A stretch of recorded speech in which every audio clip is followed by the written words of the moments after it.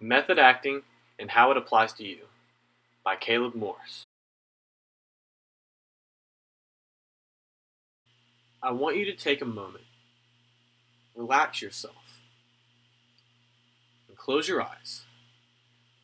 Yes, I am being serious. Close your eyes. Think back to a specific time in your life where you were absolutely stressed out about something. Whether it be studying for a final, failing an English paper, or something entirely different. I want you to visualize yourself in that exact moment. Ask yourself, how did I end up here? What sparked this emotion? Try to observe and think back to the people and or objects that surrounded you. After creating the scene in your mind, now focus purely on that emotion you experienced. Relax and let it flow through you. Now, open your eyes. Do you feel any remnants of that emotion? If you did or did not, you have just experienced a small piece of an effective memory exercise that method actors use in preparing for their performances.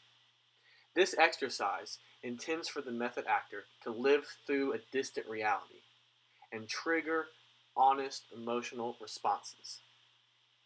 By doing this, a method actor opens the book to all of his emotions. You may have thought that method actors just memorize their lines and fake their emotions to be the character. So then, how are method actors so convincing? What major technique do they use to bring their character to life? Like Leo did in Inception, let's go deeper into method acting. The idea of method acting originated from Konstantin Stanislavski's system. Stanislavski argued that good acting means understanding and creating the entire inner life of a character. As time went by, Lee Strasberg, a well-known actor and teacher, adapted Stanislavski's system into what he called the method. Method acting, by definition from Strasberg, trains actors to use their imagination, senses, and emotions to conceive of characters with unique and original behavior, creating performances grounded in the human truth of the movement. In short, method actors have to fully look inwards to bring the character to life. Let's take a look at Leo again, from an actor's perspective, who starred in The Revenant. DiCaprio plays Hugh Glass, an 1820 fur trapper who gets mauled by a bear, watches his son get murdered, and was abandoned by his companions, then spends months crawling to safety through the wilderness. Using the method acted approach, from his perspective, DiCaprio had to dive deep into his character. He had to create the entire inner life of the character by using his own personal emotions to make a connection. So, what did he have to do to completely immerse himself? He withstood almost getting hypothermia, ate a raw liver, and slept naked in a horse carcass. Crazy, right? But the real question is, how does he and actors like him maintain a sense of emotional control while in the character? What's the technique? Well, from a psychologist's point of view, this technique, the ability to understand and control one's emotions, is called emotional regulation. Dr. Goldstein, a psychologist focused on acting, explains how emotions are sometimes useful and desirable.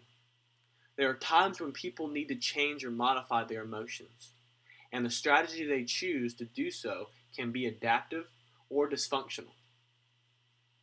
Method actors need to be able to call upon an emotion on cue and to recall what a specific emotion feels like in real life so that they can reproduce it in performance. So, instead of suppressing emotions, actors redirect their emotions and allow them to flow. For example, Dr. Velsko, another psychologist, explains how an actor can use an emotion like stage fright to better a performance. She expresses how stage fright can actually contribute to an actor's body being active, to the actor being awake and ready, now focused on the task. Using this emotional energy, a method actor can take a normal, nerve-wracking emotion and turn it into something positive for the performance. Now that we know more about method acting and how convincing they are, and their technique of emotional regulation, the burning question still remains. How can method acting influence you and interconnect across multiple disciplines? Well, that's actually quite straightforward. You don't have to eat a raw liver, sleep naked in a dead carcass, or go through any emotional extremes. By using the method acting technique of emotional regulation, one can begin to tweak emotional control to improve themselves and their respective disciplines. As a Georgia Southern scholar, I want you to take a moment and think about your major, whether it be engineering, business, education, or etc. Find a situation, either as a student or as a professor in your field, where emotions can get involved. For me, besides theater, my other major is international business. I can think of a variety of situations where a business deal could go wrong and my emotions can get in the way. Instead of suppressing my negative emotions or lashing out, I could use what Dr. Goldstein calls reappraisal, where we can change the way we view a situation in order to change the emotional impact of the situation. Having the emotions of anger and stress from the bad deal, I could then tell myself that the business deal isn't final yet and redirect those emotions into focus and drive to further settle the deal. Even though this is a great example, trying emotional regulation overnight will not work automatically. But by raising awareness to your own emotions, you can slowly help to overall balance your emotions.